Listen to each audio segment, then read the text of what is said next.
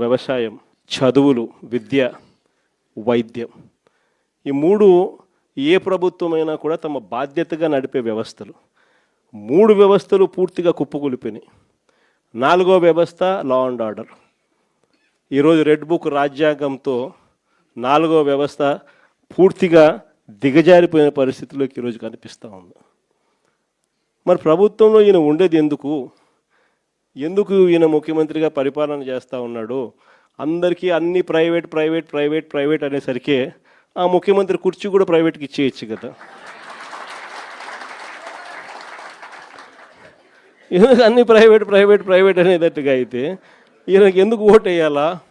ఈయన ఏం చేయడానికి అని చెప్పి అక్కడ ఉన్నాడు. ఇలాంటి పరిస్థితుల్లో ఎవరైనా ప్రజలు ప్రశ్నిస్తే చంద్రబాబు నాయుడు గారికి అసహనం, వాళ్ళ మీద కేసులు పెట్టడము, వాళ్ళ మీద తనకున్న కోపాన్ని చూపించడము, ఇవన్నీ కూడా జరుగుతూ ఉన్నాయి. ఇలాంటి పరిస్థితుల మధ్య నిజంగా వైఎస్ఆర్ కాంగ్రెస్ పార్టీ ప్రజలకు తోడుగా నిలబడే కార్యక్రమం చేస్తూ ఉంది.